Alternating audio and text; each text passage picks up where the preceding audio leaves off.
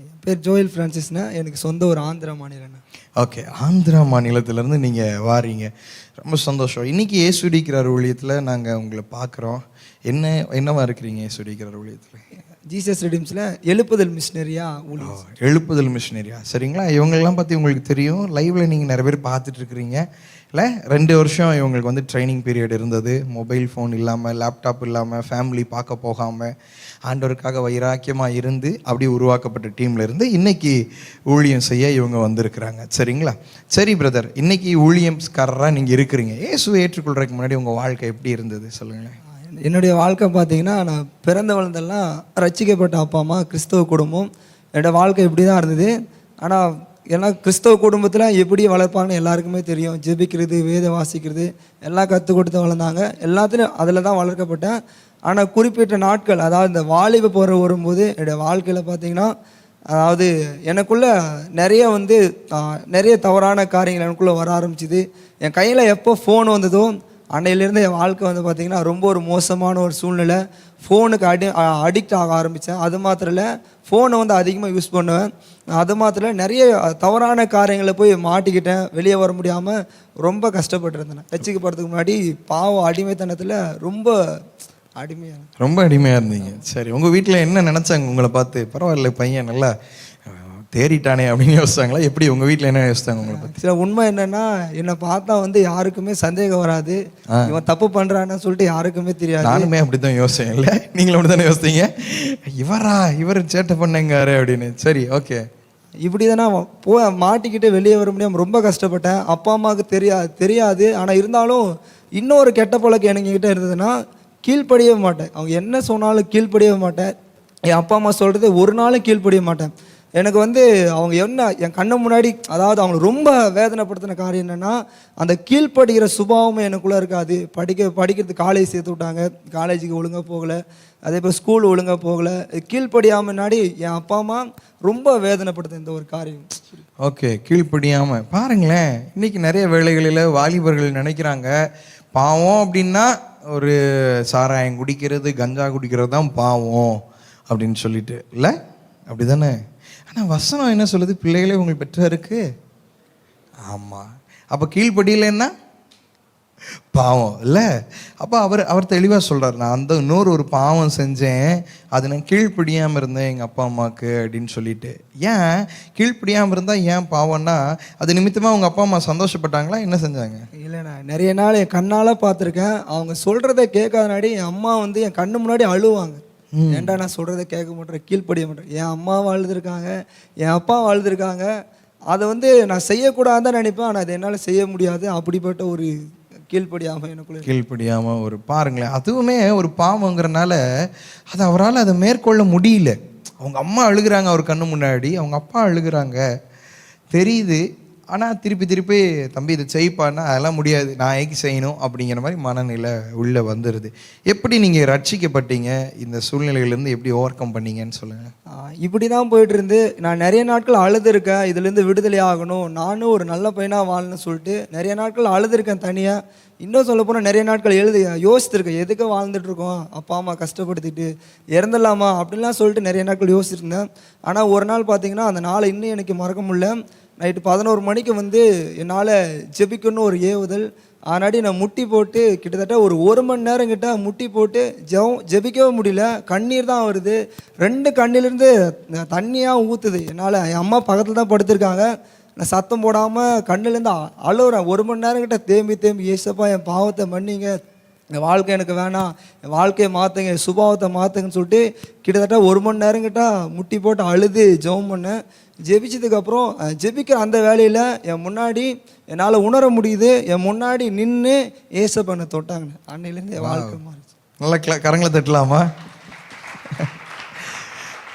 பாவத்தை அறிந்து உணர்ந்து ஆண்டவரத்தில் அறிக்கை இடும்போது ஏசு முன்னாடி வந்து அவங்கள தொடுகிறதை உணர முடிந்தது. நிறைய பேருக்கு யோசிப்பீங்க, ஏசப்பாலாம் வருவாரா? உண்மையாக வருவார். முழு இருதயத்தில் சுத்தமுள்ளவர்கள் தேவனை தரிசிப்பார்கள். யார் சொன்னா? இயேசு சொன்னார் இல்லை?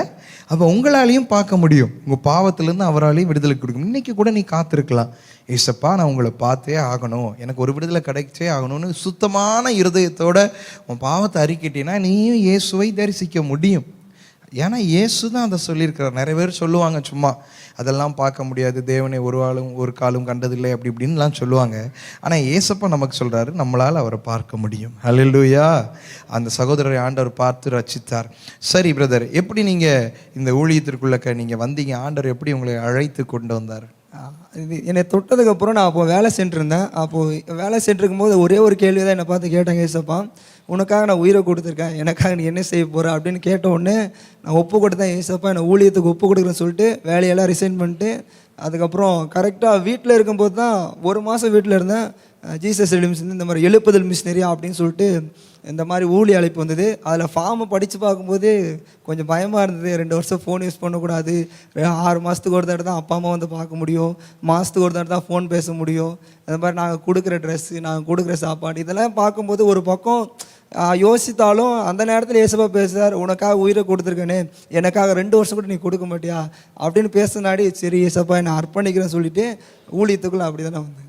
வாவ், ஆமென். நல்ல கரங்களை தட்டலாமா? ஆமென், ஆமென். ஆண்டவர் பேசுகிறாரு, உனக்காக நான் உயிரே கொடுத்துட்டேன், எனக்காக ஒரு 2 வருஷம் தானே அப்படின்னு சொல்லிட்டு. இப்போ நிறைய பேர் நாங்கள் எடுத்துகிட்டு இருக்கிறோம் ரிவைவல் ஆர்மிக்காக. நிறைய பேர் இப்போ இங்கே அட்டன் பண்ணுறதுலையும் நிறைய பேர் ரிவைவல் ஆர்மியில் இருக்கிறீங்க. லைவில் பார்த்துட்டு இருக்கிற நீங்களும் ஏசப்பா அவங்க கூட பேசினார்னா நீங்கள் எங்களை தொடர்பு கொள்ளுங்கள், சரிங்களா? இந்த யூடியூப் டிஸ்கிரிப்ஷனில் உங்களுக்கு நம்பர் இருக்கும், அந்த நம்பர் மூலமாக நீங்கள் எங்களை தொடர்பு கொள்ளுங்கள்.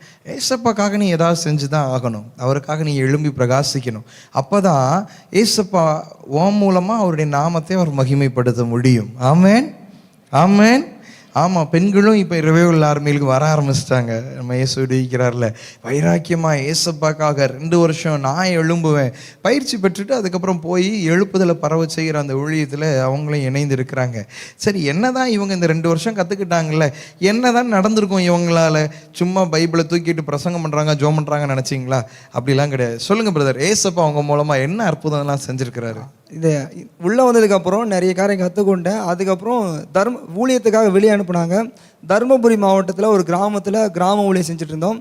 அப்போ ஒரு அம்மாவுக்கு வந்து பார்த்திங்கன்னா 1 வருஷம் கூணு, அந்த அம்மா வளைஞ்சே தான் இருப்பாங்க, அவங்களால நேரம் நிமிர முடியாது. அந்த அம்மாவுக்கு இயேசுவை பற்றி சொல்லிவிட்டு அந்த அம்மாவுக்கு சரிங்கம்மா உங்களுக்காக நாங்கள் ஜெபிக்கிறோம் அப்படின்னு சொல்லிட்டு அந்த அம்மாவுடைய தலையில் கொஞ்ச நேரம் தான், ஒரு 2 நிமிஷம் தான் ஜெபிச்சிருப்போம். கை வச்சு ஜெபிச்ச உடனே கண்ணால் பார்த்தேன் அந்த அம்மா வந்து கூணு வந்து அவங்க நேராக நிமிர்ந்து நடந்து போனாங்க. வாவ், நல்ல கரங்களை தட்டலாமா? ஆமென், ஹல்லேலூயா. சத்தமா ஹல்லேலூயா. ஆமாம், அவங்க கூன் எத்தனை வருஷமா? 1 வருஷம். 1 வருஷமா கூன் விழுந்துட்டுன்னா அதுக்கப்புறம் கஷ்டம் தான். நீங்கள் பார்த்துருப்பீங்க, நிறைய பாட்டிலாம் கிராமத்தில் இருப்பாங்கல்ல, கூன் விழுந்துட்டா அதுக்கப்புறம் கஷ்டம், குனிஞ்சு இருந்த நிலமை. ஆனால் பாருங்கள், இயற்கைக்கு அப்பாற்பட்ட அதிசயங்களையும் அற்புதங்களையும் ஆண்டவர் இவர்களை போன்ற வாலிபர்களை கொண்டு செய்கிறார். ஹல்லேலூயா. ஒன்றை போன்ற வாலிபர்களுக்கு மூலமாகவும் செய்ய முடியும். அவங்க 2 வருஷம் கொடுத்த விலைக்கிரியும் இன்னைக்கு பாருங்களேன், கண்ணெதிரில் அவுட்ஸ்டாண்டிங் மிராக்கிள்ஸ். அதுதான் ரிவைவல், அதுதான் எழுப்புதல். ஏசப்பா இன்னைக்கு அதை துவக்கி விட்டார். எழுப்புதல் துவங்கி விட்டது. எல்லா இடங்களையும் அந்த எழுப்புதல் அக்கினி பரவ ஆரம்பிச்சுட்டு இவங்க ஜோம் ஒன்று மாத்திரத்தில் அந்த விடுதலையை ஆண்டவர் கொடுத்தார். வேற என்ன அற்புதம்லாம் ஆண்டவர் செஞ்சார்? இப்போ கடந்த வாரத்தில் சேலம் ஆத்தூருக்கு ஊழியத்துக்கு போயிருந்தேன். அப்போ ஒரு அம்மாவுக்கு பார்த்தீங்கன்னா 3 பிரச்சனை. அந்த அம்மாவுக்கு 5 வருஷம் வந்து காது ஒழுங்காக கேட்காது, 2 காதும். அப்புறம் வந்து 5 மாதம் வந்து கண் அவங்களால ஒழுங்காக பார்க்க முடியாது, 2 கண்ணும். அதுக்கப்புறம் காலை வந்து ஆக்சிடென்ட் ஆகிட்டு 2 வருஷம் வந்து கால் ஒழுங்காக நடக்க முடியாது. ஒரே அம்மாவுக்கு 3 பிரச்சனை. அப்போ கடந்த வாரம் அந்த அம்மாவுக்கு இயேசுவை பற்றி சொல்லிவிட்டு சரிம்மா உங்களுக்காக நாங்கள் ஜெபிக்கிறோம், கண்டிப்பாக இயேசு அற்புதம் செய்வான்னு சொல்லிட்டு அதே போல் கொஞ்ச நேரம் தான் ஜெபித்தோம். ஜெபிச்சு முடித்த உடனே அந்த அம்மாவுடைய காதை ஏசப்பா திறந்தாங்க, அந்த அம்மாவுடைய கண்ணை ஏசப்பா தொட்டாங்க. அதே போல் அந்த அம்மா நடக்கிறது கஷ்டப்பட்டு இருந்தாங்க, நடந்து காமிச்சு 3 அற்புதத்தை பெற்று. ஆமே, நல்ல கரங்களை தட்டலாமா? ஹல்லேலூயா. ஆண்டவர் எவ்வளோ வல்லமை உள்ளவர் பாருங்க. இயேசு ஒன்று தான் அப்படின்னு இல்லை. இப்போ வந்து இது என்னது, ஹேட்ரிக் இல்லை? இப்போ நல்லா ஒரு ஃபுட்பால் மேட்ச் நடந்துச்சு இல்லை, அவர் மெஸ்ஸி கோல் பண்ணார். உடனே எல்லா ஸ்கூல் மீட்டிங்லாம் நாங்கள் பார்க்குறோம், காலேஜ் மீட்டிங் போய் கேட்குறோம், யாரா இவர் ஹேட்ரிக் என்னடா ஹேட்ரிக் அப்படிங்க, ஒரே மேட்ச்சில் 3 கோல் அடித்தார். அதே மாதிரி ஏசப்பா ஊழியக்காரங்களை எப்படி பயன்படுத்த ஆரம்பிச்சிட்டாரு.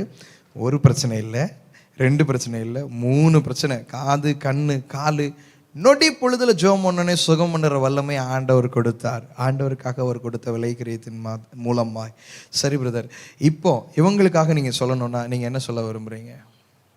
கண்டிப்பாக, அதாவது நமக்காக உயிரை கொடுத்த இயேசுவுக்கு நானும் எதையாவது செய்யணும் அப்படின்னு சொல்லிட்டு அந்த ஒரு வாஞ்சை, அந்த வைராக்கியம், அந்த விருப்பம், அது விருப்பமாக இருக்கக்கூடாது. அதை செயல்படுத்தும் போது கண்டிப்பாக இயேசுவை பெரிய காரியங்கள் செய்யும். ஆமென். Thank you brother. நல்லா கரங்களை தட்டலாமா? விருப்பம் மாத்திரம் இருக்கக்கூடாது, அதை நீங்கள் செயல்படுத்தவும் தொடங்கணும். அப்போ ஏசப்பா உங்களை நிச்சயமாய் அவர் பயன்படுத்துவார்.